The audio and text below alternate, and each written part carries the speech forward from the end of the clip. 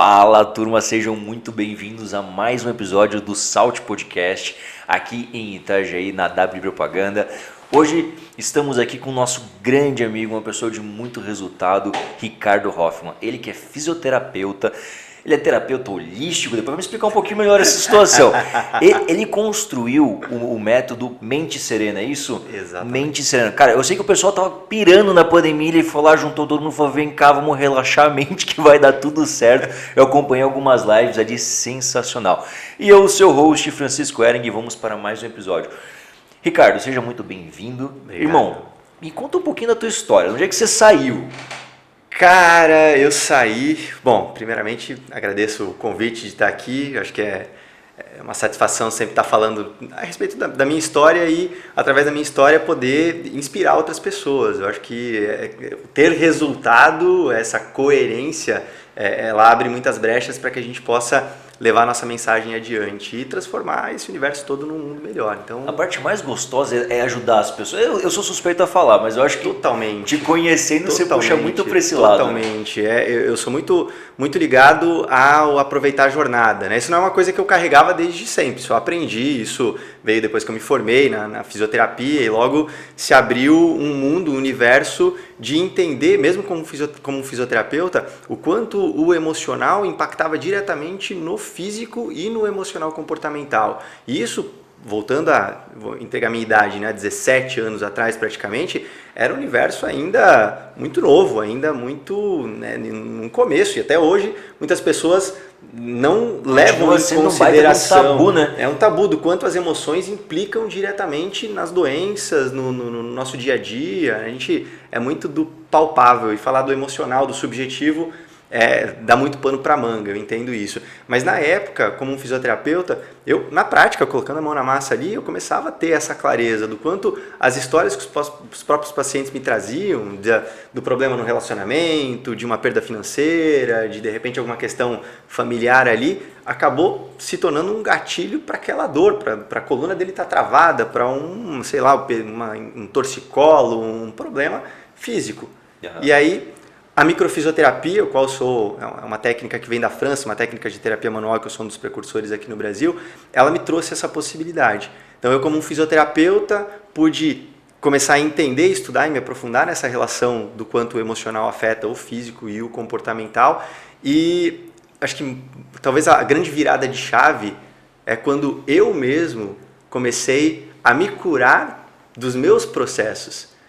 Uma história que eu gosto muito de contar para os meus alunos e se conecta muito, é porque eu sou um leonino, cara. Sou um leonino com ascendente em leão e o sol em leão. Então, que porra é essa que eu tava mudo? Eu tinha medo de falar, eu tinha medo de me mostrar, eu tinha medo de me abrir para as pessoas. Eu lembro na época ali, na transição de infância para adolescência, eu venho de uma cidade que se chama Mercedes. É uma cidade pequena, né? Pequena, 5 para 6 mil habitantes, lá no interior do Paraná, divisa do Paraná com o Mato Grosso do Sul e o Paraguai. Então é longe pra caramba aqui de Itajaí. E eu lembro de, nessa época, participar na cidade de teatro, de coral. Então quando eu estava num grupo, eu me sentia até à vontade, eu ali interagia. Mas no teatro, um exemplo que eu acho que ilustra muito bem isso tudo, eu sempre tive uma grande vontade de aceitar o papel principal lá da peça do teatro de Natal, da escola e tudo mais, mas o medo fazia eu me sujeitar a aceitar lá o papel de árvore. Entendi. Aquele que tem uma pouca fala, que de repente não vai se comprometer porque o medo de errar, de passar vergonha ou qualquer outra coisa, era algo que tomava muita conta de mim. Eu tive muito, assim, eu tinha crises de ansiedade, aquela coisa de dar dor de barriga. Sabe? Cara, era eu na época, então gaguejava e isso me travava. E aí, tempos depois, eu comecei a ter dores de garganta. E aí tu entendeu que a dor de garganta é por conta dessa travada, cara? Exatamente. Pô, louco, irmão. Interconectada a isso. Falando, né? Então, o leonino, ele tende a ser um pouco mais expansivo, ele, né, em geral... Dizem, né? Eu não entendo muito de signo. Dizem que eu sou peixe, né? Diz que peixe é meio esquecido e estabanado. Isso eu concordo. Faz sentido. Pra mim, né? funciona. Eu também não sou exímio estudioso da parte de astrologia, mas todas as características que determinam um leonino, eu me encaixo pelo menos em 90% delas. Mas, de qualquer forma, naquela época, eu não entendia isso. E aí eu achava que, meu lugar era lá, mas a minha vontade era de estar na frente do palco. Então eu comecei a me fechar. Comecei na adolescência, para a época da faculdade, a ter dores de garganta, assim, com muita frequência. Nossa. Muitos problemas de garganta, mas muitos mesmo. Não sei se você já tomou uma benzetacil na tua vida. Já tomei sim. Ah, gostou? Não, tem boas lembranças? Eu lembro que eu gostei do resultado. Só. Tipo, a dor na hora não é legal, mas depois resolveu rápido. Exatamente. Mas meus pais são farmacêuticos lá em Mercedes, inclusive. Então, com essas dores de garganta, na época o antibiótico não era tão controlado assim, então eu usava antibiótico com muita frequência, dores de garganta com muita frequência. E eu lembro que chegou num estágio em que, na época da faculdade, eu preferia pedir para minha mãe fazer uma benzetacil num começo de dor de garganta, porque eu sabia que aquilo ia me levar, se eu não intervisse, a febre, minha garganta ia fechar, não ia conseguir comer, nem falar, ia ficar uma semana ali preso em casa praticamente, do que passar por tudo isso. Então eu preferia a dor da benzetacil. Aí, cara, cada 2 meses era uma benzetacil. Meu Deus, cara. Assim, absurdo mesmo. Olhando para trás, né, fazendo essa retrospectiva, chegou um momento que eu comecei a estudar isso tudo e comecei a perceber um padrão por trás das dores de garganta que eu sentia. E eu tinha uma namorada na época que me ensinou muito a respeito disso, porque ela era muito intempestiva, ela sempre se posicionava. Eu falo que ela brigava comigo, só que a gente não brigava porque eu me calava. Então ela brigava e eu me calava. Você aceitava. Exato.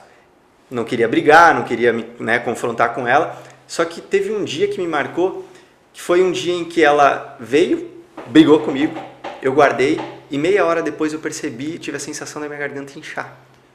Nossa. E aí eu falei, caralho, velho, porra. É uma bruxa, guria. Não, tadinha. É uma pessoa fantástica, incrível. Mas eu percebi esse padrão.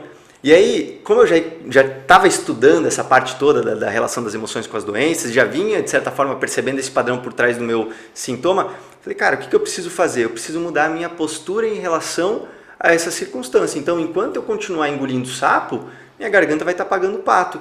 E aí, não deu outra. Percebi isso, na mesmo instante, voltei lá para ela, falei, o negócio é o seguinte, isso, aquilo, não concordo, então eu me expressei. E da mesma forma que a minha garganta começou a inchar, ela começou a voltar ao normal. Caraca, irmão, que agonia. Cara, juro pra você. Libertador também, né? Totalmente. Tanto é que eu nunca mais precisei me medicar pra garganta. Praticamente pra nada, né? Chegou uma época que eu era até militante contra medicamento, contra remédios, né? O que também não faz tanto sentido, porque se o remédio é necessário, bem empregado, na dose correta, show de bola. Mas eu cheguei a ter essa virada totalmente contra a medicação, mas esse insight que eu tive ali e o entendimento, junto das minhas próprias liberações de cura dos meus processos, fez com que eu entendesse que não eram só as memórias que eu carregava, e sim a forma como eu estava lidando com as situações que acabavam me sobrecarregando. E isso você tinha 15, 16 anos? Não, isso eu tô falando da época de, 20, já formado. Ô, louco. 22, já 23, né? Já estava na fisioterapia, já estava Entendi. começando a estudar, já vinha estudando e aplicando isso tudo. Vinha nos meus processos percebendo esses padrões, porque o sintoma me incomodava. Uhum. Só que eu não tinha percebido até essa situação ali, dessa discussão, o quanto uma situação do cotidiano poderia ser um gatilho. Entendi. Porque a tendência das pessoas em geral é começar a buscar, assim, tá, ok, o emocional implica na minha saúde física, mas normalmente a gente vai buscar uma grande tragédia. Uhum. Normalmente você vai buscar uma situação significativa, alguma situação que fuja muito do padrão e não uma situação corriqueira do cotidiano. Porra, aquilo era corriqueiro pra mim. E às vezes a pessoa também é uma coisa pequena, meu ponto de vista. Só que são tantas coisas pequenas, todo dia a mesma coisa, que chega uma hora que a pessoa explode, a pessoa nem sabe por quê. Isso aconteceu comigo. Isso foi um dos motivos de eu ter saído do trabalho. Eu trabalhava com minha família e todo dia eram pequenas brigas. Todo dia. Chegou um dia que eu falei, cara, eu tava brigando com a minha família todos os dias por pequenas coisas. Eu falei, cara, não vale a pena. E eu tava ficando doente. Sim. Hoje faz pouco tempo que eu sei, mas eu sinto uma liberdade que eu não sei explicar, eu não sei lidar com a liberdade ainda. É novo ainda, né? Mas sabe uma coisa que até tem uma teoria, depois me corrija se eu estiver errado. As pessoas, elas se acostumam a ficar presas. Elas se acostumam a ser privadas de algumas liberdades. Você estava usando máscara para ir para academia? Tava. Agora liberou para tu ir sem. Tu não sentiu mal indo para academia sem máscara? Não parecia que você estava fazendo uma coisa errada? Olha, confesso que não. Não, que bom. Mas Comigo não, mas eu tenho certeza que, por entender o padrão comportamental das pessoas, sim, é como se fosse um errado. O que aconteceu comigo, num primeiro momento, quando liberaram as máscaras, cara, eu preciso voltar para casa para colocar uma máscara no bolso, porque vai que eu vou em algum lugar e alguém cobra isso, eu não tenho. Isso sim rolou. Uhum. Na academia, como eu sabia... Aliás, na primeira vez que eu fui na academia e estava liberado, eu levei a máscara junto. Eu levei também, mas a sensação... Mas eu não me senti mal. É que eu não me senti mal, mas a sensação foi, tá faltando alguma coisa. Entende? Eu cheguei assim, porque... Eu tô indo pra academia todo dia de bicicleta agora. Sim. Então é um padrão, porque eu nunca uso máscara na área externa, até porque não precisava, né? Então levava no bolso a máscara, chegava na academia e colocava a máscara. Durante 2 anos esse processo de chegar e colocar. Na hora que eu cheguei e não coloquei, eu falei, opa, tem uma coisa estranha aqui. Mas é uma liberdade, tu volta a ter uma liberdade que você já tinha. E aí você tem que reaprender, eu achei isso muito louco, assim, achei uma experiência... diferente. E aí a gente começa a entender o quanto estudos, enfim, existem vários estudos até muito antigos, do quanto determinados comportamentos humanos, porque somos animais em essência, eles são pura e simplesmente treinados às vezes nem por conflitos que nós vivemos, mas porque a gente observa isso. Sim. É aquela história dos macacos lá, você deve ter ouvido já esse exemplo, né? Colocam 5 macacos juntos. Do choque. Do choque ou da água, né? E de repente nenhum daqueles macacos que estava naquela circunstância levou o choque, mas nenhum sabia porque estava batendo no outro, e aí ninguém tentava mais porque... Tá, vamos só explicar para quem tá olhando agora, porque ficou um papo meio de louco, esse papo de macaco tentando... Uma janela aí, vai lá. Foi uma experiência que foi feita, não lembro quando, nem onde, nem por quem. Mas a situação é o seguinte, tinha uma banana, um cacho de bananas em cima de uma escada. E toda vez que um dos macacos tentava subir para pegar esse cacho de banana, se eu estiver errado, por cima corrige, mas pelo que eu lembro isso aí. Todos eles tomavam ou um banho de água ou um choque, eu não lembro qual era a situação, mas eu acho que é um banho de água mesmo. E aí o que acontece? Quando começou a acontecer os outros, né? Não era o que subia, os outros que ficavam embaixo tomavam o banho de água gelada. Isso. Aí o que acontece? Os macacos que tomavam banho de água gelada começavam a exigir que os outros não subissem. Só que foi tirando cada vez um, exigindo tapa, né? Alguém amaciava subir para comer a banana, eu falei, vem cá porque eu não vou tomar o banho de água gelada, né? Dava uma porrada nele. E aí... Só que daí ficavam os macaquinhos ali embaixo e ia sendo retirado um por um desses macaquinhos. Até o momento que nenhum dos macaquinhos que estava ali embaixo tinha tomado banho de água gelada. Mas como foram inseridos um a um, eles já estavam acostumados com o padrão de não poder subir. Chegou um ponto que ninguém mais subia. Apanha, você não sabe por quê, porque ele não tinha visto a água ainda, né? Mas ele apanhava. Chegou um momento em que ninguém mais se mexia, ninguém mais fazia nada e eles não sabiam por quê. Então, isso é natural. Até estava assistindo um documentário agora há poucos dias falando de experiências com humanos, com crianças muitas vezes, né? Justamente ensinando através de estímulos negativos principalmente e fazendo essas associações do quanto algo é bom, algo é ruim, enfim. Essa é a nossa natureza. E se a gente for levar agora um pouco do lado do empreendedorismo, que é a área que eu mais amo, né? Acaba que eu puxo um pouco a minha sardinha. Mas tu pensa o seguinte, qual que é o padrão que a sociedade espera que a gente copie da sociedade? É você estudar trocentos anos, você vai para a faculdade e você começa uma carreira. E tudo que vem fora disso parece errado, perigoso, não faça. Quando na verdade, olhando hoje a inflação e como as coisas estão acontecendo, do meu ponto de vista, e gente, não me julguem por isso, você arrumar um emprego hoje de carteira fixa, assinada ali, que você não tenha comissões, que você não possa escalonar, é perigoso demais. Porque você pega todos os preços estão escalonando. Então, se o seu salário, o seu ganho, enfim, sua quantia de dinheiro que você faz no mês não está aumentando, você está correndo um risco muito grande. Só que a gente está tão acostumado a ter... Vou colocar o exemplo da banana agora. Tem aquela banana todo mês certinho ali, que a gente não corre o risco de pegar toda uma floresta que tem lá fora pra gente pegar de frutas. Sim, totalmente. Eu entendo que isso faz total sentido, e aí vem algumas disrupções, vamos dizer assim, desses padrões atuais. E na sequência eu posso contar uma história que foi vivida por mim, presenciada por mim, de uma dessas situações fora da curva, vamos dizer assim. Mas... eu acho que é muito da característica de cada um. Como você trabalha hoje com essa parte do mercado financeiro. Cara, você é mais conservador, tá tudo bem, eu quero mais segurança. Então, de repente, você vai optar por uma linha de investimento um pouco mais tranquila, assim como tem gente que prefere ir para servidoria pública, para concursos, porque, cara, eu quero segurança, eu quero ganhar lá o meu salário, independente de ser alto ou baixo, né? Você tem cargos muito variados dentro de todo esse nível, mas ele quer essa garantia, porque pela característica dele, ele não quer correr um risco, é muita adrenalina para ele, de repente, tô rico, tô pobre, né? Porque empreendedor é isso, tô rico, tô pobre. Eu tô empreendedor do mercado financeiro. Exatamente. É no mesmo dia, tô rico, tô pobre no mesmo dia. É bem isso. Então acho que é muito essa característica. E legal, é entender a tua natureza e não querer se desvirtuar a isso. O aprendizado, a experiência, o que a gente faz é trazer talvez um ponto de equilíbrio. Você possa ter uma segurança, mas você pode ter ali uma margem onde de repente venha a trazer essa escala.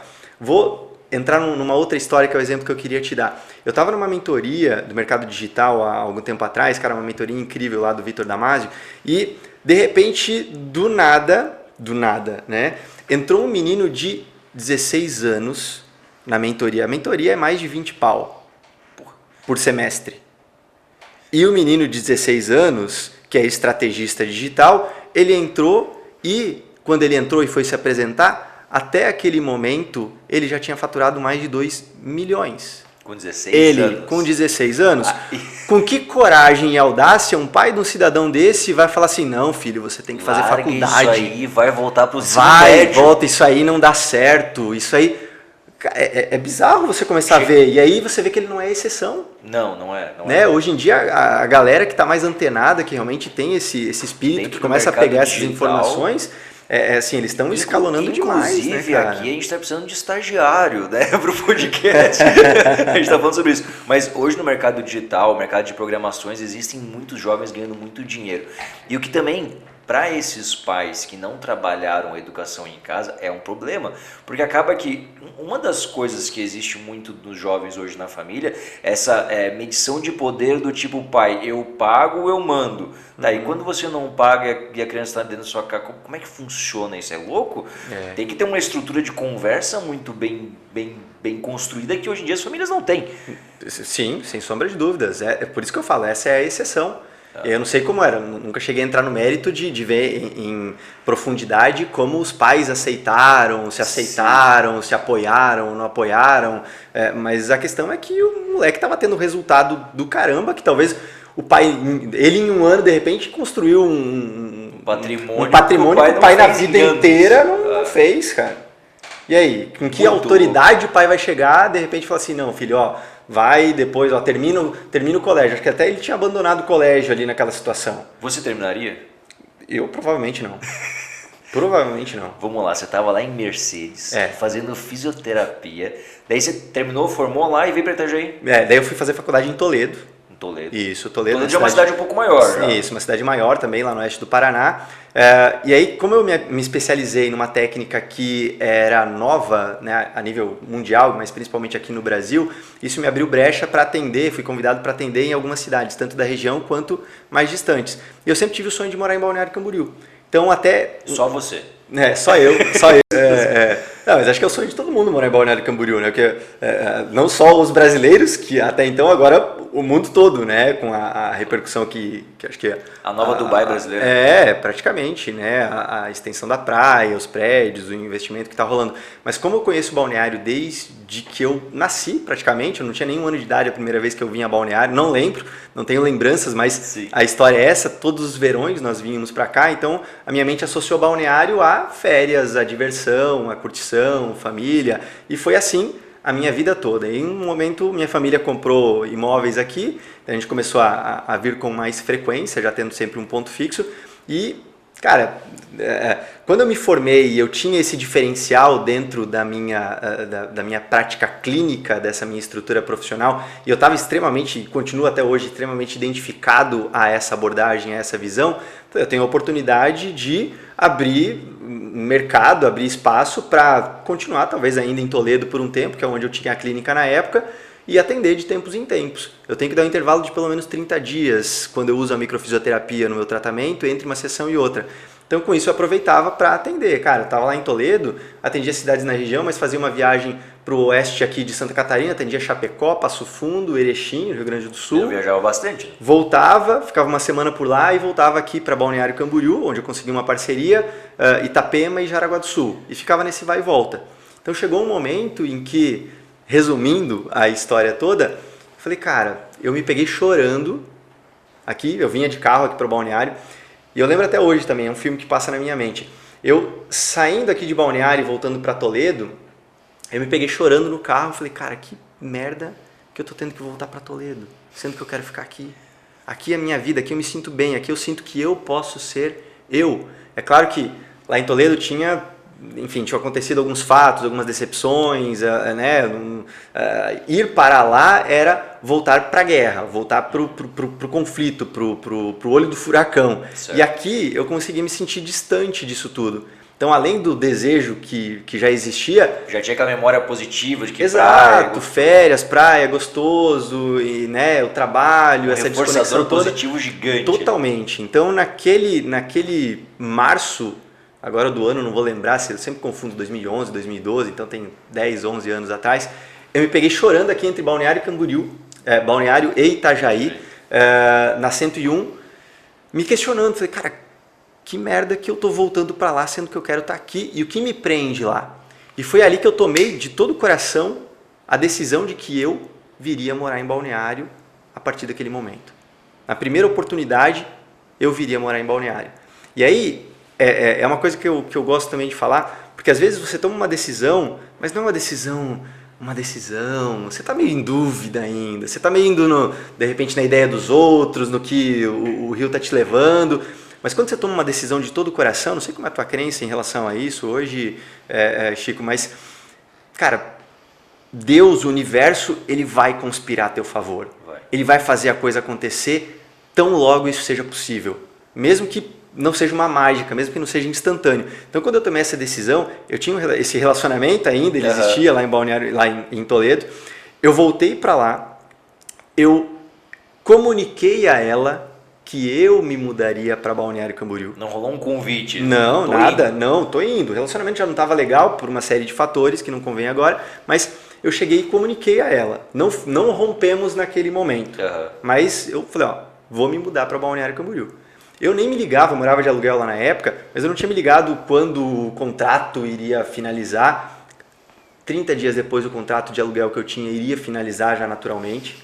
A minha avó na época tinha um apartamento aqui, um apartamento de família, que ela alugava para estudante. E aí eu cheguei para ela e falei, vó, me ajuda como aqui, é que tá lá? Me ajuda. Ela falou assim, olha, Caquinho, meu apelido de casa é Caco. Ela falou, Caquinho, o apartamento já está reservado para uma menina. Então, eu não, né, aquela coisa dos antigos, sim, que palavra é uma só. Palavra é uma só e não vou voltar atrás. 3 dias depois ela me liga falando que a menina desistiu. Cara, quando é pra ser, é pra ser. Cara, não tinha. Da decisão para a minha mudança foram 45 dias. Chega a me arrepiar, velho. Só de lembrar de como as coisas foram se conectando para que eu realmente estivesse aqui em Balneário Camboriú. Porque essa decisão foi tomada de todo o coração. E aí, com a minha mudança para cá, aí acabei, depois de um tempo, vendendo o meu consultório lá em Toledo que eu tinha. Fui aos poucos me desligando dos atendimentos mais longevos para criar raízes aqui. Certo. Eu queria criar raízes aqui. E aí, cara, quando você foca, quando você faz de coração algo, não tem como não dar resultado, não tem como não dar certo. Então hoje eu fico muito feliz em, até para os meus colegas fisioterapeutas, ter me tornado uma referência dentro dessa abordagem integrativa, dentro da própria microfisioterapia, de ter inspirado alguns colegas até a entrarem nesse caminho. Acho que isso é fantástico, sem essa coisa do medo que às vezes tem. Não, todo mundo está fazendo isso agora. Não, cara, quanto mais gente fizer, mais vão falar do meu trabalho. Mais experiência vai ter, mais repercussão, mais gente procurando isso aqui. Tá, mas eu quero entrar nesse assunto. Por que você escolheu microfisioterapia? E para quem está nos ouvindo aí, para mim, inclusive, o que é microfisioterapia? Só para entender, para eu entender, para quem está nos ouvindo entender. Você sabe o que é? Não. Ninguém sabe aqui. Ninguém? Já ouviram falar? Já ouvi falar. Já ouvi falar. Já ouvi falar, isso é um bom começo. Então, a microfisioterapia ela é uma técnica criada por 2 fisioterapeutas franceses que, através de toques, me possibilita acessar o que seriam registros de traumas. Trauma. Então aí já entrava na emoção. Já. Exato. Então, nessa época que eu já me abri para tudo isso, né? Hoje eu consigo explicar de uma maneira tão natural quanto isso. Então a gente parte do pressuposto de que toda situação em que você não consegue, que teu corpo, que tua mente de alguma forma não consegue reagir, não só às grandes tragédias, talvez uma decepção, um susto, um contratempo, algo às vezes até já logo resolvido e superado. Mas se no momento de impacto o teu corpo não conseguiu reagir, digerir isso, isso vai deixar uma marca. E o que você sentiu nesse milésimo de segundo vai ficar registrado e vai sendo somado a outros eventos. E em algum momento uma doença vai aparecer. É basicamente isso. Então com a micro a gente consegue identificar através de toques, são toques sutis, uma sessão super tranquila, buscando pontos de tensão no corpo e levando em consideração os mapas da técnica, para que, acessando essa matriz de informação, o estímulo possa ser, essa matriz possa ser dissolvida através desse estímulo. É autocura, é o processo de autocura. O corpo tem essa capacidade de se curar. Eu consulta, já estou percebendo. Já. Então, e aí... Deu time ali? Cara, eu também preciso de uma consulta. Qualquer... eu aconselho, eu recomendo que todas as pessoas tenham a experiência. Não, achei muito bom. Tá? Não, ele falando isso, já comecei a pensar um monte de gente que eu tenho que indicar esse negócio. Cara, é resetar a máquina, você não tem como trocar... Os traumas é algo que é muito certo mesmo, assim, que leva pro resto da sua vida se você não sabe que é uma coisa Totalmente. Tudo, né? E mesmo que você não acredite nisso, é assim que funciona. Não tem como, né? Enfim, é assim que funciona. Eu atendo bebês, cara. Então, você saber que o tratamento por si só ele não depende de crença. A crença ajuda. Se você vai em algo que você acredita que vai te ajudar, você já tem um algo a mais. Mas ele não depende do tratamento, né? Totalmente. Mas é uma coisa que você falou bebê e tal, mas é mais percepção minha. Mas parece que pessoas mais antigas, pessoas de mais idade, elas são mais resistentes a acreditar que as emoções podem estar atrapalhando alguma coisa. Cara, muita gente que eu convivo pessoalmente, pessoas da minha família, pessoas que eu amo, mas que assim, cara, você tem que lidar com as suas emoções. Tudo é culpa do outro. Já percebeu isso? É o primeiro movimento. É sempre culpar o externo, sempre o que está fora pelo que você está passando. E nunca assumir a autorresponsabilidade. Né? Falei, não, cara, eu tô vivendo isso porque de alguma forma eu me conectei a isso, porque eu também faço parte disso. E aí eu não posso eximir a minha parte. Isso, infelizmente, é o que mais acontece hoje. Eu eximo a minha parte, eu aponto para o outro, é mais fácil, é mais cômodo, eu posso brigar, eu posso... né? Só que não é o que vai levar à resolução de tudo isso. Então o corpo sente isso, ele vai acumulando essas informações e em algum momento o copo transborda, a bomba explode, não do nada, não por acaso. Sim. Então existe hoje, e a gente estuda também isso, o porquê determinado órgão, ou tecido ou glândula está sofrendo. Então se eu tenho um problema digestivo, ele não vem por algo aleatório, ele vem por conflitos específicos que venham a sobrecarregar ou que vieram a sobrecarregar essa região.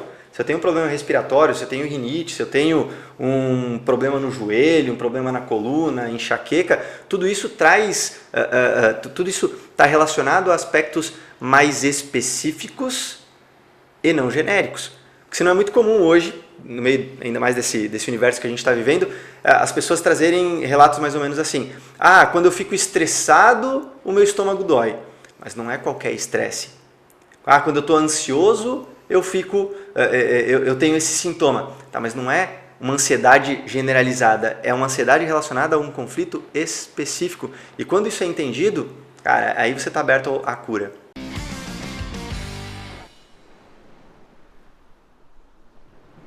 Então assim, né? Daí, foi lá, fiz a microfisioterapia e tal, se mudou para Balneário Camboriú.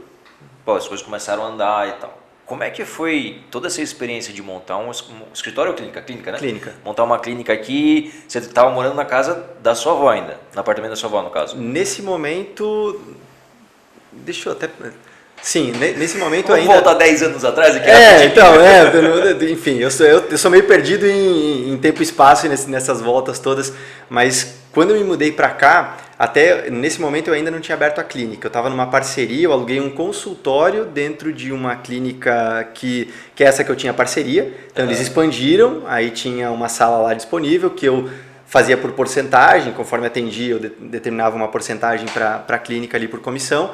E aí chegou um momento em que a minha demanda aumentou significativamente a ponto de não valer mais a pena eu pagar a porcentagem, e sim ter uma sala fixa, uma sala minha dentro da clínica para poder fazer a minha própria gestão de agenda, de tempo. E aí Deixa eu ver, talvez uns 2 anos depois, aí eu fui para um apartamento meu já, enfim, já direcionado a mim, já estava estabilizado, exatamente. Foi em 2014 que aí veio a oportunidade de abrir uma sociedade de um espaço só nosso, eu e uma colega que trabalhava até nessa clínica na época, de um espaço de terapia holística, um espaço mais integrativo. Ela trabalhava a parte energética, com reiki, outras questões florais e tudo mais. E eu também já estava meio saturado ali, já estava... eu sempre gostei de estudar a parte de energia, a parte de espiritualidade, a parte do desenvolvimento humano. Então, não vou lembrar agora em que momento eu fui para as formações em constelação, para PNL, para coaching, para o Psyche, depois veio o Theta Healing, todas essas... conheço todas essas vertentes. Todas as vertentes que vinha, se interessava e ia buscar conhecimento. Exatamente, até para eu poder não só me trabalhar. Eu acho que isso talvez é um grande aprendizado e um grande diferencial. E eu, em palestra, principalmente quando eu estou falando com outros profissionais da área da saúde, com outros terapeutas, eu bato muito nessa tecla. Eu falo, cara, a primeira pessoa que tem que mostrar o resultado é você. Sem dúvida. Você tem que ser o espelho, você tem que inspirar não pelo que você fala, pelo que você faz, pelas suas atitudes, Então, você fala de saúde hoje, tipo, cara... o cara fitness, que a gente vende uma coisa fitness, o cara não é fitness. É mais ou menos isso, cara. Eu falei, você vai num médico hoje, num cardiologista que é obeso e que fuma, pra mim ele pode ser o PhD em Harvard e o diabo, que ele não vai ter autoridade. Pra mim, isso é um conceito meu, pra você talvez tenha, tá tudo bem. Mas sim, ele não vai ter autoridade suficiente pra poder chegar pra mim e falar, cara, você tá fazendo isso errado, você tem que mudar aquilo, mudar aquele outro. Porra, o cara nunca fez, nunca se cuidou, o cara não faz o básico. Ele não é o exemplo para aquele Ele não é o exemplo. Agora deixa eu te fazer uma pergunta, falando dessa questão de terapia holística, de microfisioterapia e tal, se for Theta Healing, constelação familiar e tal, tu sente um certo preconceito dos outros médicos nisso? Porque eu percebo que assim, tem uma medicina que, cara, isso aqui corta a pele, e tem uma parte emocional que parece que é um pouco desconectada uma coisa da outra. Tô falando besteira, não? Não, tá, é isso aí mesmo. E existe ainda. Existe, não existe? Existe e vai continuar existindo. Acho que enquanto o ser humano existir, provavelmente vai continuar existindo isso aí. Tudo que é novo, as pessoas têm uma certa resistência também. Né? E o que é pior, na verdade, a maior resistência não é necessariamente da população, e sim dos colegas profissionais. Porque aí eles... Aí abre... Cara, é muito looping que começa a vir com esses assuntos que a gente acaba... Sim. Mas eu acho que é importante que as pessoas entendam isso e que comecem a enxergar essa questão. Eu recebo... Faz tempo que eu não recebo, graças a Deus, e continuo fazendo tudo certinho. Mas eu recebi algumas denúncias lá atrás de colegas. De colegas, não é alguém que veio e de repente foi insatisfeito ou duvidou do meu trabalho. Não, é um colega, só que é um colega que ele está insatisfeito com os resultados dele, ele está se sentindo ameaçado. Eu ia chegar nesse ponto. Esse é o ponto. Não é que ele quer o melhor para todo mundo, não. É porque ele acredita que eu estou enganando e roubando os pacientes dele. Só que na verdade, na maioria das vezes, é inveja porque as pessoas estão tendo resultado, mesmo que ele não entenda, mesmo que ele não conheça. Sim. Então, o meu convite por que sempre... que tá tendo resultado? Cara, meu convite, quer falar mal? Fala, mas fala com propriedade. Vai, estuda, vai e passa por uma sessão. Questiona, pô. Questiona. Vem cá, vamos conversar. Exato. Eu acredito que você daria essa abertura. Sim, sem sombra de dúvidas. Até porque hoje, é engraçado que depois dos últimos 2 anos que a gente viveu, todo mundo é cientista, todo mundo entende de medicina, todo mundo é virologista e coisa nada quadra. E aí todo mundo fala, não, porque a ciência é ciência, é ciência. Mas o que é ciência dentro da medicina? É questionamento. Porque a partir do momento que eu questiono um médico, que eu questiono um doutor, eu fui atrás de estudar isso aí. Lógico. Eu te questiono, por quê? Para construir o conhecimento junto com você. A partir do momento que você vai falar assim, cara, dentro da minha técnica, dentro do que eu estudei, dentro da maestria do que eu trabalho, a gente colocou isso em prática assim, assim, assim, o resultado foi isso. E você tem que provar isso. Isso se chama ciência. Sim. E nos últimos 2 anos, todo mundo é cientista. Quer ver jornalista? Jornalista e político são os maiores cientistas. São os melhores médicos. Só que os caras não podem ser questionados. Aí eu falo, tá, mas peraí, cadê essa ciência? Porque se a ciência não pode questionar, não tem ciência nenhuma. Exato, você não pode ter um contraponto, já tem um viés, essa parte de polarização que realmente acaba me assustando um pouquinho no meio de tudo isso, mas nada como você ter a informação e como você buscar fontes confiáveis. Até esses dias eu fui questionado em relação a isso, né? Vacina, não vacina, benefícios ou não. Então eu comecei a colocar o meu ponto de vista em relação a essas questões e aí vieram respostas no sentido de você precisa rever as tuas fontes de informação. Eu falei, cara, as minhas fontes de informação são as mesmas que me inspiraram lá no começo da minha carreira, que abriram a minha mente para entender o ser humano de uma forma diferente. E se eu hoje sou o profissional que eu sou, é porque eu olhei para esses caras, não só porque eu acreditei, mas porque sempre foi uma visão extremamente mais coerente, uma abordagem mais humana, entender o corpo como um todo, entender que não é só um corpo, que tem um campo energético, que tem um espírito ali por trás, que tem todo um contexto psicossocial,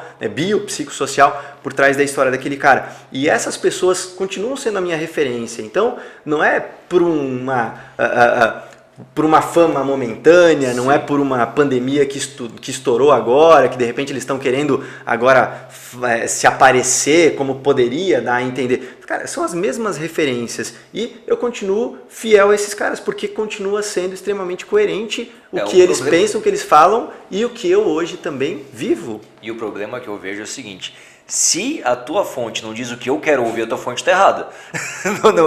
Eu não quero ouvir várias fontes e chegar a uma conclusão, não. A fonte tem que falar aquilo que eu quero ouvir, senão você tem que ficar quieto e não pode discutir. A mente que funciona assim também, né? Porque a gente sempre busca uma maneira, uma forma de ter a nossa... confirmação.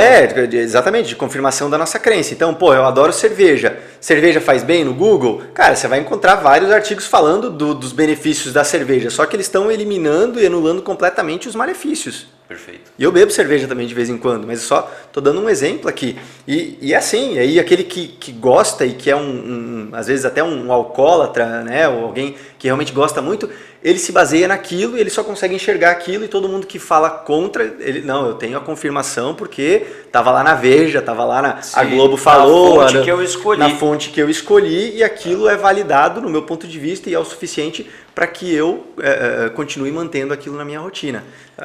Doido, entender. Eu entrei nesse assunto também para fazer uma provocação, porque realmente nesses últimos 2 anos, quando a gente fala de ciência, é uma coisa complicada. Mas aí vem uma pergunta muito interessante que eu quero te fazer, interessante para mim pelo menos. Como é que você procura as fontes quando a gente fala da parte científica? Vamos esquecer de pandemia, esquecer de vacinas, esquecer dentro da tua ciência, da microfisioterapia, do Theta Healing, enfim, como que você procura as fontes? Onde é que você vai procurar o conhecimento? Porque hoje, por exemplo, eu vou fazer eu estou falando de trade, né? Outra história. Mas eu vou atrás de, quem que é o cara que mais dá resultado? Quem que é o profissional hoje que é referência no mercado? É caro, beleza, mas eu quero ver o que está acontecendo. Como é que você faz essa procura? Porque o meu caso é financeiro, é outra história. O teu caso, cara, tem uma vida ali que está dependendo de ti, né? Sim. A experiência, a história. Aí a gente entra talvez numa camada de informação que também faz parte da nossa natureza humana, que é a própria intuição.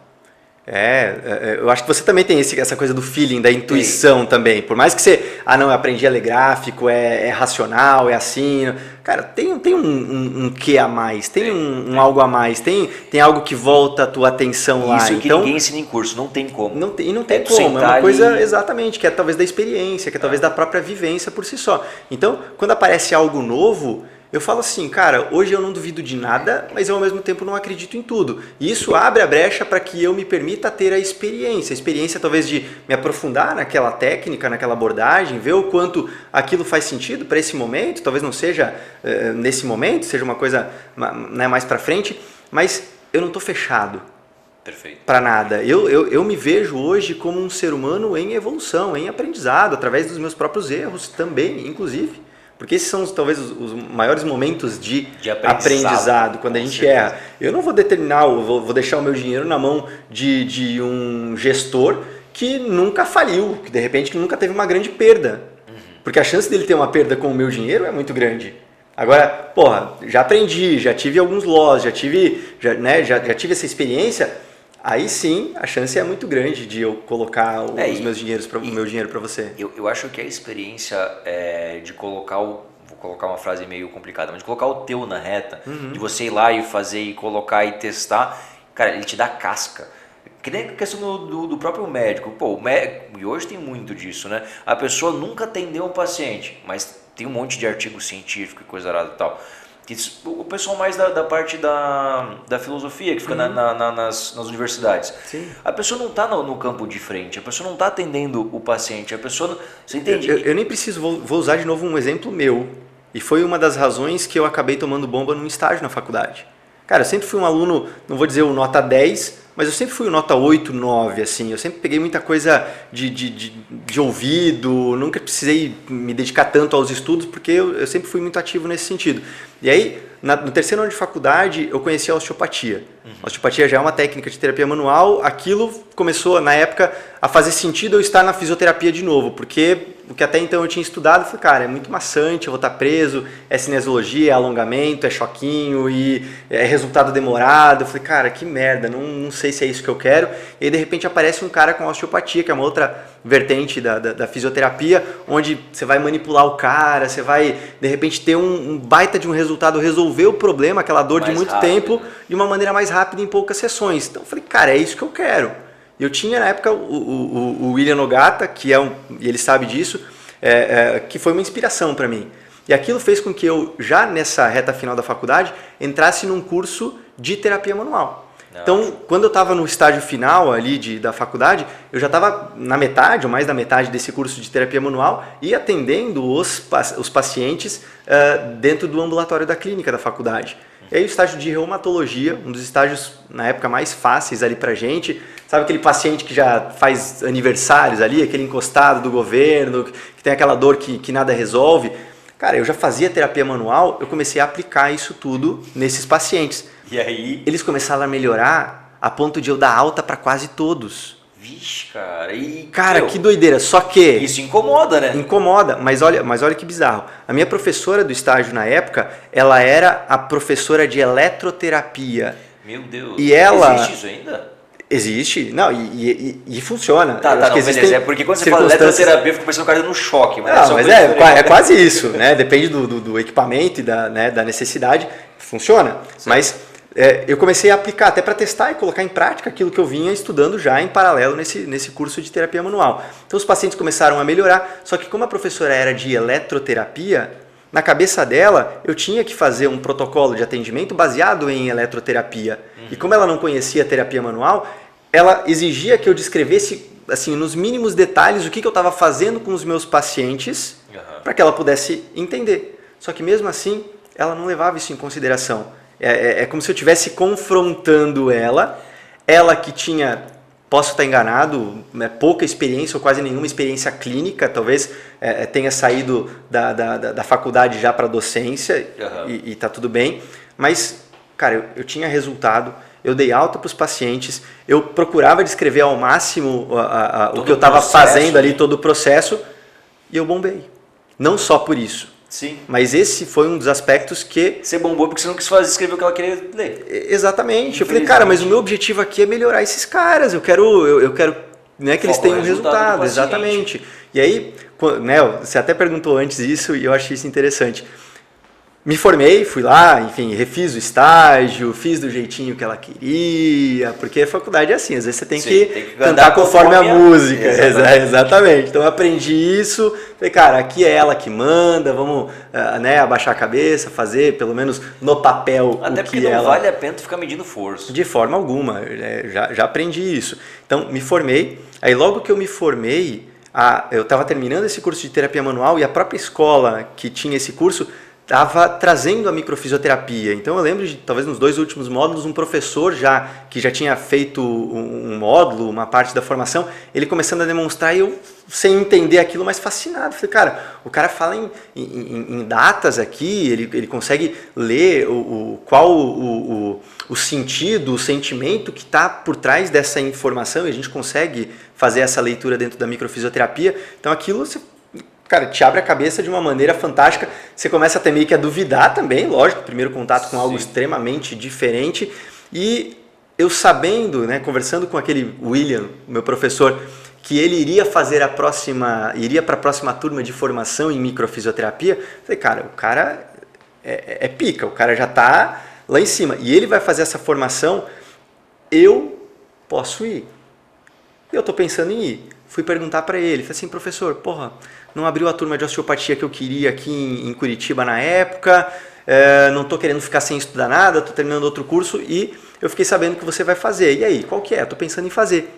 E aí ele me falou mais ou menos isso. Eu falei assim, olha, Ricardo, é difícil e realmente é algo totalmente diferente, muito mais profundo do que a gente estudava na faculdade. Então é difícil, é caro, o investimento era realmente alto na época. Mas a saúde é meio caro. Sim, mas dentro das devidas proporções, para a época era mais caro ainda. Então eu, se fosse você, faria mais para frente. Foi mais ou menos isso que ele me falou. Uhum. Só que conforme ele ia falando isso, na minha cabeça estava assim, é isso que eu quero. Vai que é diferenciado. É difícil, é caro. Eu tinha, felizmente, os meus pais que poderiam também na época, tinha acabado de me formar, me dar um suporte ali. Falei, deve ter alguma coisa aí. E a intuição me ajudou nessa tomada de decisão. E aí eu fui, confesso que no primeiro módulo não entendi porra nenhuma. Cara, o curso em francês, os caras vinham da França, a didática horrível, tradução consecutiva ali, para você conseguir pegar alguma coisa. E aí, claro, na prática, voltando, revendo tudo isso, você vai aplicando nos pacientes, você vai vendo que dá resultado, que as informações começam a fechar. O mais importante é o resultado no final das contas. Para tudo. Cara, você não está ferindo nenhum valor e você está tendo resultado, cara, fantástico, incrível. Não tem como, depois de tanto tempo, as pessoas duvidarem do meu resultado e eu, de forma alguma, duvido do meu potencial e do potencial do meu trabalho hoje, porque se isso fosse... como é que é a expressão que usam hoje? Como se eu estivesse enganando as pessoas, estivesse ludibriando, enfim. Acho que eu não estaria aqui hoje. Sim, já teria sido. Eu já teria sido, sei lá, embargado, processado ou qualquer outra coisa. Perfeito. Mas isso não aconteceu por quê? Porque eu tenho resultado. E o fato de eu ter resultado, de começar a ter resultado, me trouxe a autoridade que eu tenho hoje. Tanto que eu tenho hoje as minhas mentorias para colegas fisioterapeutas, justamente colocando a minha forma de trabalhar com os meus pacientes, como eu construí hoje o que eu construí, a minha carreira, como eu sou hoje, como eu me tornei essa referência dentro de tudo isso. Então tá totalmente baseado a isso. E aí, depois no segundo módulo, terceiro módulo, enfim, a confiança só aumentou, os resultados foram aumentando ainda mais. E aí vem a história da mudança para balneário e tudo aquilo que a gente falou. Você aprendeu a falar francês nesse processo? Não? Cara, olha que doideira, eu te falei que eu sou bom de ouvido. Uhum. A minha esposa ficou doida, cara. Em 2012 eu fui para um congresso na França de microfisioterapia. Só que eu cheguei sozinho lá na França. Depois, na cidade do congresso, a gente teria ali alguns colegas brasileiros. E os primeiros dias que eu passei na França, eu não passei perrengue.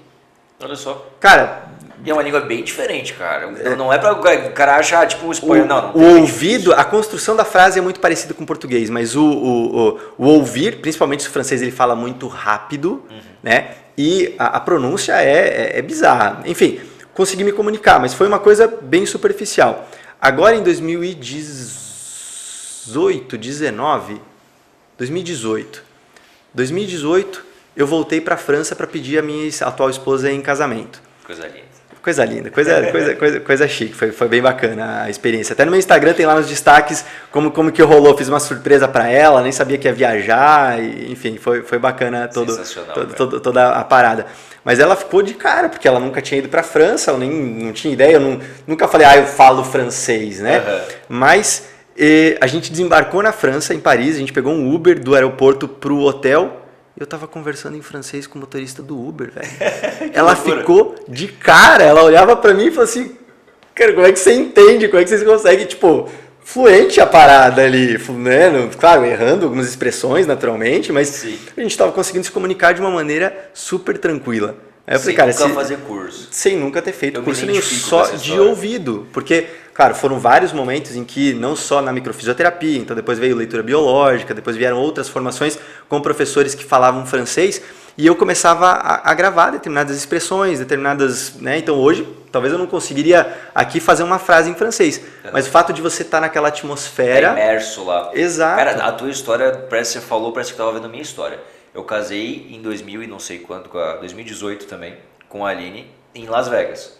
E eu nunca tinha falado pra ela que eu falava inglês, mas eu também nunca fiz curso, nem nunca falei inglês efetivamente. A primeira vez que eu fui para os Estados Unidos, chegando lá, eu desenrolei tudo. Então eu disse, tá, mas nunca me falou que eu sabia falar inglês. Eu falei, tá, mas nunca entrou nesse assunto. Daí eu falei, tá, mas você fez curso? Não. Jogando videogame. Meu foi pior ainda, que foi jogando videogame. Tu tem cara que aprendeu a falar inglês jogando videogame? Jogando a falar inglês jogando Tibia. Exatamente, deve estar jogando. Ainda Os caras chamavam a gente de macaco porque a gente era brasileiro. Aí eu falei, você vai ver o macaco. Eu aprendi a falar inglês. Aí fiz. Cara, mas é muito doido. Eu até falo que se existe uma vida passada, em algum momento eu morei na França, porque não só a minha facilidade em falar o francês, mas também o meu senso de localização dentro de Paris, tanto que a gente passeava lá a pé e eu não tinha dúvida, cara, nem mapa, nem nada. Não, isso aqui é pra lá. É muito filme. Isso aqui é pra lá, isso aqui... Você não tinha a sensação que você estava dentro de um filme?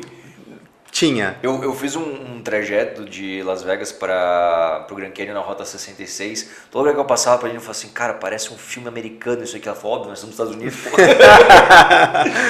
Mas é bem isso, cara. Cara, Então, eu vou dar um 360 no assunto, porque tem muita coisa que eu quero conversar e tá acabando Sim, o tempo já. vai lá. Desde sempre tu teve essa vida mais fitness, mais regrada, ou com o tempo você percebeu que isso seria uma forma de você evitar doenças?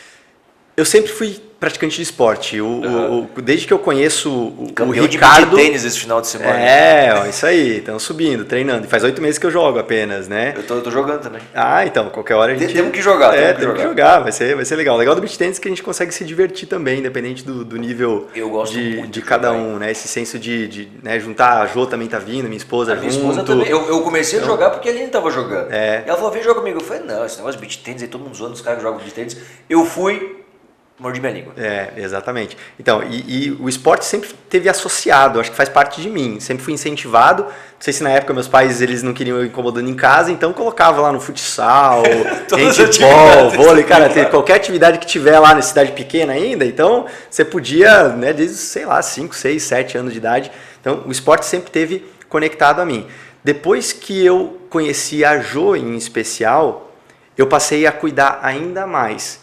Então, na época de solteiro, alimentação, claro, cuidava e tal, fazia alguns controles ali, mas nunca era tão regrado. Tão regrado assim. Você não pesa a comida? Não, mas é isso que eu ia falar. Eu peso. Regrado, que é o teu objetivo, provavelmente, sim, nesse claro. momento, né? Eu quero saúde, meu lifestyle é hoje bem-estar, eu não tenho um objetivo de crescer. Físico. Né? Exato, na época, eu quero crescer, eu quero, né? Então, aí sim faz todo sentido.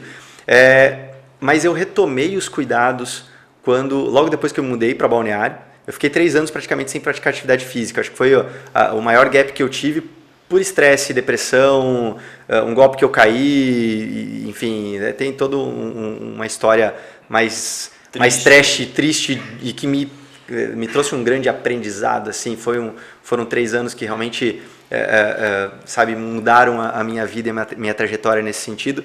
Foi difícil passar, mas quando eu passei, hoje eu consigo olhar para trás sem nenhuma dor, né, sem nenhuma mágoa, consigo compreender exatamente, se justifica. Então ali eu meio que deixei todo esse processo de lado por necessidade. Eu viajava demais, atendia em 10 cidades e não conseguia me dedicar. Quando eu tomei a decisão de vir para Balneário Camboriú, a primeira coisa que eu fiz foi me matricular na academia. Falei, não, a partir de agora a academia volta a fazer parte, a atividade física volta a fazer parte da minha vida. E aí depois que eu conheci a Jo também, a gente se conheceu na academia. Show. Essas coisas de valores alinhados, né? Eu falo muito isso, cara, um relacionamento para dar certo você tem que não ter necessariamente os mesmos valores, mas você tem que olhar na mesma direção, você tem que ter algo em comum. Então a gente se conheceu na academia, ela estava em pré-contest. Ela competia? Ela competia na época no fitness e... cara, ela pesava a comida dela, eu entrei na dieta junto e ela sempre foi de cuidar, sempre se alimentou muito bem, então foi meio que natural. Não é nutri, mas ela sempre gostou muito de estudar isso. Ela é terapeuta holística, também trabalha lá hoje a gente tem um espaço bem alinhado tudo, onde a gente totalmente, tanto que uma das coisas que mais marcou dentro do nosso relacionamento são as conversas, sabe aquelas viagens que você entra e vai conectando e a gente olhava e falava, caralho, como é que encontrei alguém que entende os meus devaneios mais bizarramente loucos aqui. Agora só ver se tu concorda comigo, mas não existe nada na vida mais potencializador para um homem do que um casamento bom. Um bom casamento. Sem Uma dúvida. mulher boa do lado do cara. Eu sou outro cara. Isso, até pessoas que me conheciam antes, colegas de profissão, que a gente só se encontrava em cursos, e depois conheceram, me acompanharam nisso e conheceram a Jo, chegavam para ela e falaram, cara, é outro Ricardo. Não que o Ricardo de antes era... não, sim, mas ruim, mas é outra vida, é outra coisa, faz total diferença. Então, hoje eu acho que todo radicalismo ele acaba estando mais próximo da doença do que da saúde. A não ser que você tenha um objetivo específico e você entre, né, talvez por um tempo, dentro daquela regra. Mas ele não é sustentável. Então, não, quando eu falo pesar, é porque assim, eu sigo dieta e tal, mas tanto que não era pra estar tomando vinho, eu tomo vinho. Sim. Então assim, eu tento fazer a maior parte do meu dia dentro daquilo. Perfeito. Porque eu penso muito o que eu faço na maior parte da semana é o que vai dar o resultado. Sim. 20% ali eu posso curtir, posso tomar uma cervejinha, posso sair com os amigos, mas eu acabo que eu gosto. Sim. Dessa rotina. E tanto que, assim, eu faço a comida em casa, eu já tenho a balança ali, pra mim já é natural. É natural, pesar. perfeito. Então, isso você trouxe para a tua rotina. Virou um hábito. Show de bola. Então, eu hoje tenho o meu ponto de equilíbrio. Eu sei o que me faz bem, o que eu gosto, o que é importante para mim, o que eu não abro mão e o que realmente não faz sentido para mim, para poder me afastar. E aí, a gente pode entrar talvez até, né, você falou do Mente Serena, do meu programa, dessa parte de gestão emocional, de ansiedade, até para senão acaba o nosso podcast aqui, ele não falou sobre isso, né? E algumas mudanças que foram naturalmente acontecendo dentro da minha rotina, em que eu comecei trabalhando a minha própria ansiedade, a perceber que essas facilitavam demais o processo. As mudanças tipo de hábitos, no caso de exercício, tudo. Exatamente. Então eu comecei a estar mais presente ao quanto a atividade física, não só porque eu gostava, não só pelo bem-estar ali do momento, mas o quanto isso refletia também no meu resultado na clínica, o quanto quando eu fazia atividade física, eu mudei a minha rotina. Eu sempre fui de fazer atividade física à noite, até o momento em que eu me determinei e entendi que isso mais me atrapalhava do que me ajudava e comecei a fazer atividade física pela manhã. E aí eu falei, cara, é outro dia, é outra vida. Eu não troco de manhã. Eu não troco, cara. Eu não teria, na época, como eu gostava de fazer atividade física, mas fazia à noite, eu não abriria a mão da academia para isso que a gente está fazendo aqui. Uhum. Eu falei, cara, eu não tenho mais vida social, eu tô num segunda a sexta, pelo menos aqui, totalmente automatizado, isso não é qualidade de vida. Sim. O que eu preciso mudar? Então eu comecei a fazer essas alterações na minha rotina. Perfeito. Eu não era tanto de meditar, já tinha contato com a meditação, mas fazia aquela coisa, não conseguia, porra, não dá certo, acho que eu não consigo, não é pra mim. Aí chegou um momento em que eu me dediquei a isso. E eu comecei a ver os resultados. Eu vou entrar nesse assunto, então. Disso. Porque eu já tentei começar a meditação milhares de vezes. Hoje você faz meditação todos os dias? Todos os dias. Quanto tempo? Depende do dia, cara. Não tem Quanto tempo eu tenho? Eu tenho 5 minutos, eu pego 5 minutos, tiro ali para poder olhar para mim. Às vezes sem nenhuma música, só no silêncio, às vezes ouvindo um áudio, um mantra, às vezes uma meditação guiada, de repente quando tem mais barulho externo, então eu pego um áudio, de repente que vai me ajudar a focar em alguma coisa. Mas tem uma regra, eu tiro esses minutinhos ali para mim. Isso, cara, aí a meditação, aí o meu café da manhã do jeito que eu gosto, a minha leitura, aquela mensagem de inspiração no começo do dia, a minha atividade física. Cara, eu já saio para trabalhar com assim, dever cumprido. Daqui para frente é tudo bônus, tudo lucro. Já venci um monte de coisa antes de começar o trabalho. E isso vai ajudando. O que você faz na hora do treino é o que vai te ajudar na hora do jogo. Sem dúvida. O problema é que as pessoas só lembram de meditar na hora que você está estressado e ansioso. E aí o cara não consegue. Por quê? Porque você está na guerra. Exato. E quando você começa a trazer isso pro antes e trabalhar, treinar isso tudo, na hora que você está na guerra, você consegue sair dela muito mais rápido. Então esse é um dos pontos talvez chaves para te ajudar nesse processo. Perfeito. E é a base. Show, Igor. Temos perguntas aí? Temos sim. Relacionado ao programa, a Mente Serena pode ajudar com emagrecimento?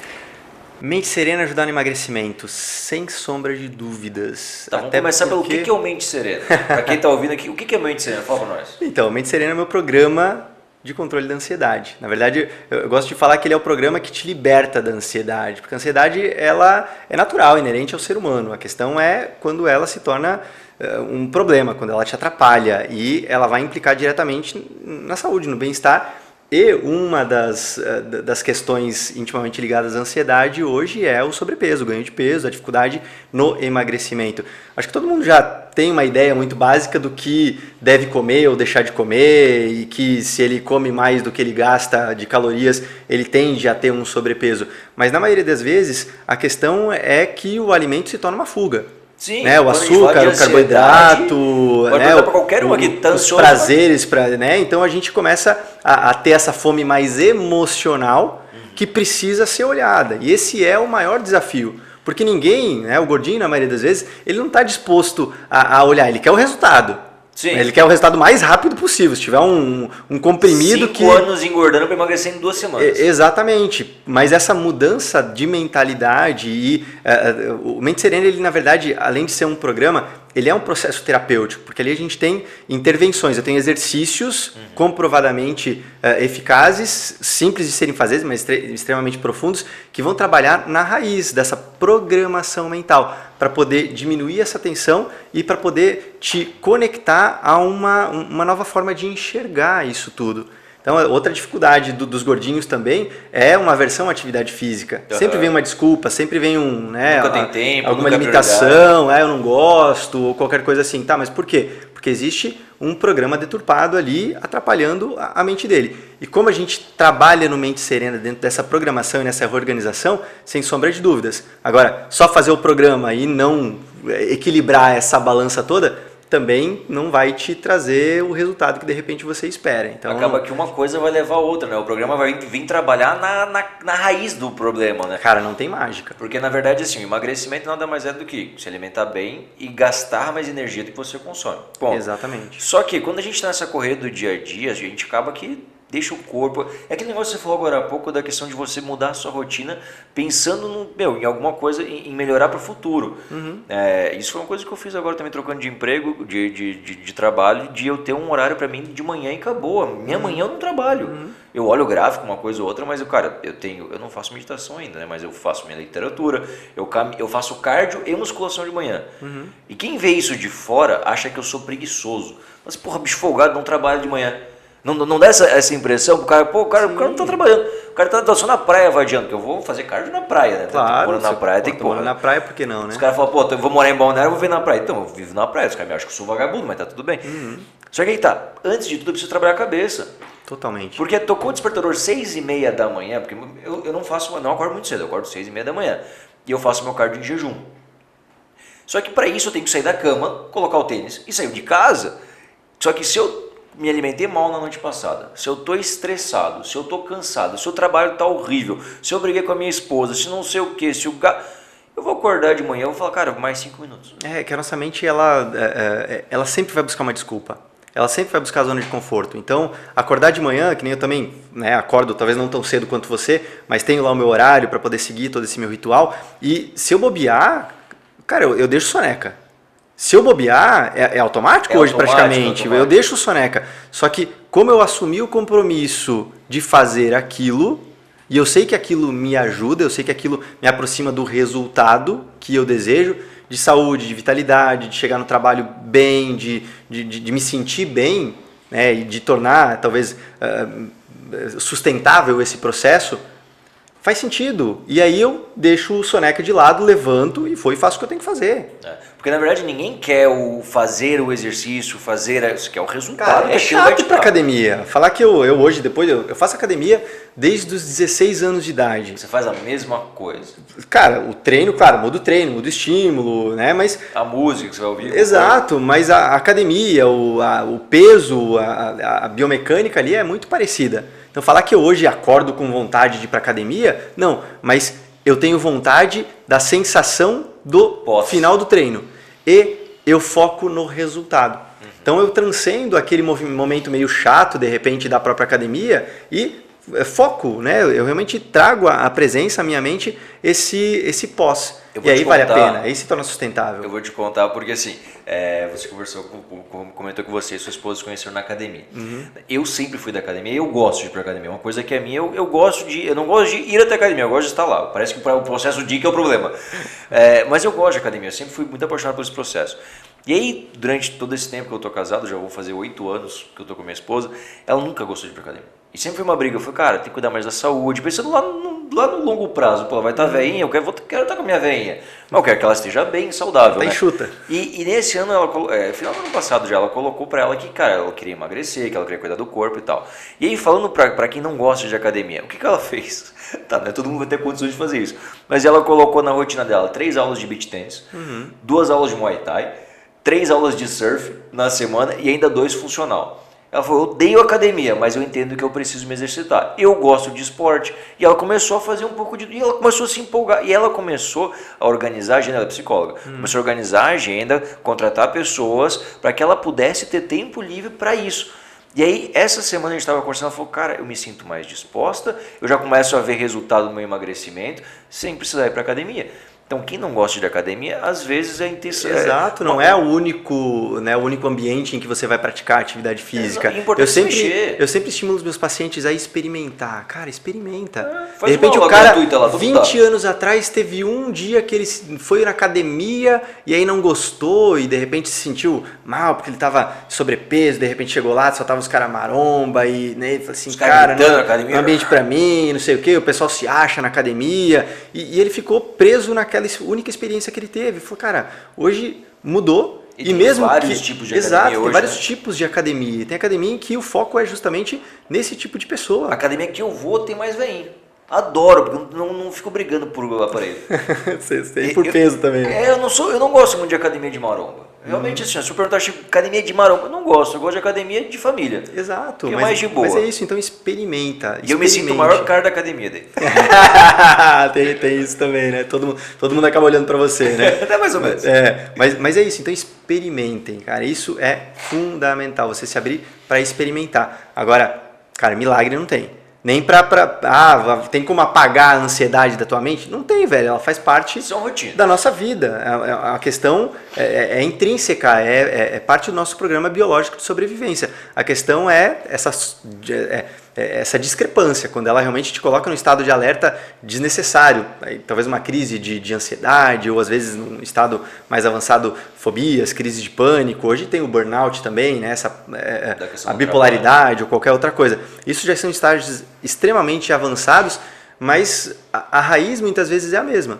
A questão é que você está imerso dentro de tantos gatilhos e de tantas informações que você não consegue se dissociar disso. Então, se você não dá esse passo para trás, reorganiza todo o terreno. Então, até no Mente Serena, a gente tem a primeira parte do programa por si só, é toda uma parte de reorganização, de desconstrução daquilo que você está vivendo, daquilo que você está associado, para que depois dessa desconstrução você possa fazer uma reconstrução já baseado naquilo que você deseja, naquele teu estilo de vida. E eu passo até esses exercícios que você falou, a minha rotina ideal seria essa. E você vai tomando decisões para que em algum momento você fala, caramba, essa é a rotina que eu escolhi, é isso que me faz bem, é isso que eu buscava. Sim. Tá, e agora, tem um próximo passo? Talvez tenha, talvez não. Você falou, opa, ok.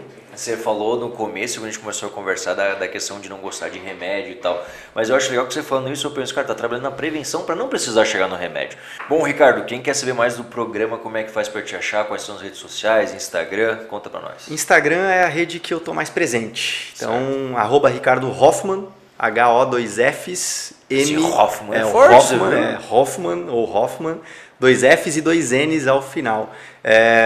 Tem muito vídeo no YouTube, até tenho sido meio relapso em relação a isso, mas tem um material bem bacana lá de algumas aulas passadas que eu fiz. E lá no Instagram você vai encontrar o linkzinho, ou me chama lá inbox, eu respondo todo mundo, ninguém fica sem resposta. Demora lá dentro. Demora nada. Respondo sempre que possível, não estou presente ali o dia inteiro, mas sempre que possível e conforme possível eu vou respondendo as pessoas. Então me manda lá, me chama inbox, vamos trocar uma ideia para ver se o Mente Serena é para você ou não. Eu acredito que para qualquer ser vivo hoje ele seja interessante. Ricardo, muito obrigado pela sua presença aqui. Conversa sensacional, uma satisfação ter um amigo aqui. Desejo muito sucesso nessa sua jornada, que você consiga ajudar e curar muitas pessoas ainda. Satisfação. Gente, muito obrigado. Se inscreve no canal, manda esse episódio para todo mundo e até o próximo episódio do Salt Podcast.